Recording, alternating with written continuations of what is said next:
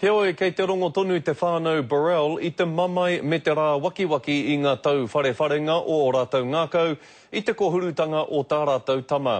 Hei tā rātou kāre te kaupapa hara kai koka toru a te kāwanatanga nei I te eke ki tā rātou I tūmanako ai. E toru tau ki muri nei I kohurutia a Augustine Burrell he mea wero ia ki te piha. Kei te ngau kino tonu te mamai I tana pāpā. We never even got the opportunity to get 3 strikes. We just got dealt 1 blow. We're paying the ultimate life penalty. Te kautau ki ro whare here te whakawhiu I utaina e te kōti ki runga ia Hayden Davis, nāna Augustine I kōhuru. I te wā o te kōhurutanga I mua no hoki ia I te kōti mo tētahi atu hara ki kino. E tautoko ana Charlie I te ia o te kaupapa whakawhiu a te kāwanatanga, kia kore ai enei āhuatanga mō rikarika e pātu ki e tahi atu. It's going to put away the few people that are actually doing the most damage in our society.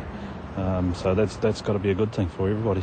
Engari hei tā te kai whakaora tangata hara nei, he kaupapa pēpēhi, ka hore o na hua. Pai ki atu kia whakarite I ngā huarahi tika, kia puta atu I era ao, nanakia era ao inu waipiro kai tarukina haranei.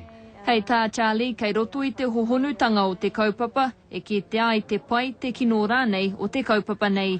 Irina Smith, Te Karere.